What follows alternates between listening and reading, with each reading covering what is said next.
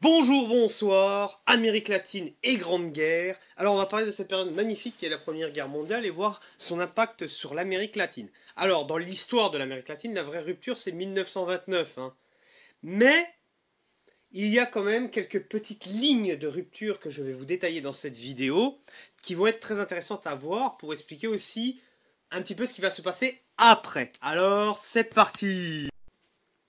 Donc, Amérique latine dans la Grande Guerre. Ça va accélérer un double mouvement. Certains vont s'aligner avec les États-Unis et la majorité vont comprendre la menace que peut être les États-Unis, la menace expansionniste. Ça va aussi affirmer l'identité de l'Amérique latine qui va se distinguer des autres. Alors, il va y avoir un premier acte.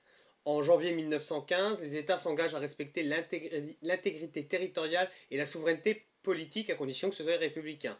Les États-Unis le proposent, mais le Chili, aidé par l'Allemagne, refuse car elle combat le Pérou. Il y a des nations qui vont collaborer avec les États-Unis en mode plus bilatéral. L'Argentine, par exemple, qui va signer un accord avec les États-Unis pour le libre commerce. Surtout que c'est un moment où le Royaume-Uni veut contrôler les mers et éviter la contrebande. Donc pouvoir être à deux face à l'ogre qu'est encore le Royaume-Uni, ça peut être très intéressant. C'est un succès pour l'Argentine parce que c'est la première fois que les États-Unis sortent de l'isolationnisme. Il va y avoir une coopération économique avec le premier Pan American Financial Conference, occasion pour les États-Unis de se substituer à l'Europe. Il y a une transition de la dépendance économique. Avant, les États étaient dépendants de l'Europe. Maintenant, ils vont être dépendants des États-Unis. Mais c'est une difficile neutralité. Parce que la neutralité est beaucoup violée. Et les belligérants font tout pour que les pays neutres ne le restent pas. Le Royaume-Uni, par exemple, gérait le commerce maritime. Il faisait une liste noire des compagnies d'Amérique latine qui collaboraient avec les Allemands. Et quand c'est comme ça, toute ta cargaison, elle part à la baille. Le Royaume-Uni se plaint notamment du Cuba et de Chili, qui laissent l'Allemagne s'approvisionner. Panama est fermé pour soutenir les Alliés. Donc voilà, il y a une guerre sous-marine. Donc voilà, il y a tous ces phénomènes-là qui fait que... voilà quoi, ça pousse. Alors l'entrée en guerre 1917, le télégramme Zimmermann, envoyé à l'ambassadeur du Mexique, pour une petite alliance Mexique-Allemagne pour aller fumer les États-Unis. Là, les États-Unis ont fait non, là ça va pas le faire, là on va falloir qu'on cause avec les Allemands. Donc les États-Unis, quand ils partent en guerre, ils entraînent le Panama, Cuba, Guatemala, Costa Rica, Nicaragua, Haïti et Honduras. Des pays où ils ont leur armée. Le Brésil rentre volontairement dans cette guerre et se bat contre l'Allemagne. Elle va même envoyer des soldats pour avoir un poids sur la scène internationale. Elle va obtenir un siège à la SDN, mais à partir de 1926, elle va se barrer parce qu'elle a compris que on tenait pas compte de son avis. On ne tenait pas compte. Il y a aussi une rupture des relations diplomatiques avec l'Allemagne pour la République dominicaine, le Bolivie, le Pérou, l'Uruguay, le Salvador et l'Équateur. Ceux qui restent neutres sont l'Argentine, le Chili et le Mexique. Alors, au départ, la guerre est très négative pour l'Amérique latine parce qu'elle va manquer de capitaux, parce que c'était l'Europe qui arrosait, mais là, l'argent de l'Europe, elle va dans la guerre. Mais progressivement, la situation va s'améliorer, car ils vont fournir les matières premières que l'Europe ne peut plus produire à cause de la guerre. Et ils vont essayer de tirer leur épingle du jeu. Mais les conditions de vie vont être rudes et les prix vont augmenter, ainsi que l'inflation.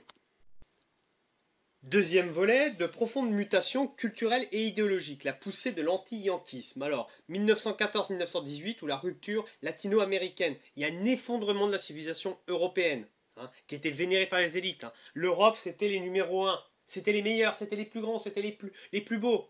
Et là, le plus beau, le plus grand, il est en train de se massacrer la gueule dans une guerre civile, parce que la Première Guerre mondiale est une guerre entre Européens, qui ont tellement de points communs que c'est une guerre civile, c'est une guerre entre frères. Littéralement, les frères allemands et les frères français s'entretuent. Il y a une histoire commune, il y a un socle commun qui fait qu'on peut dire que c'est une véritable guerre civile. Alors, il y a une inflexion visible en 1916, l'idée d'une civilisation qui agonise, la fin d'un monde, la mort de valeurs. Il va falloir s'émanciper de ce modèle, maintenant des relations à égal, mais aussi l'Amérique a ses valeurs civilisationnelles et une émancipation intellectuelle avec une série de réflexions sur l'identité de l'Amérique latine. On va même redécouvrir les vertus propres au continent, réévaluer le passé colonial qui avait été oublié au XIXe siècle, et notamment avec des relations entre les pays d'Amérique latine et l'Espagne.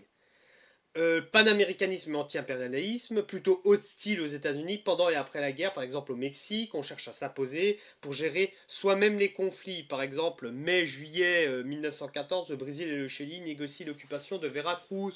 Ils vont servir d'intermédiaire, de négocier. Huerta dégage, mais Wilson part aussi, hein, il enlève ses troupes.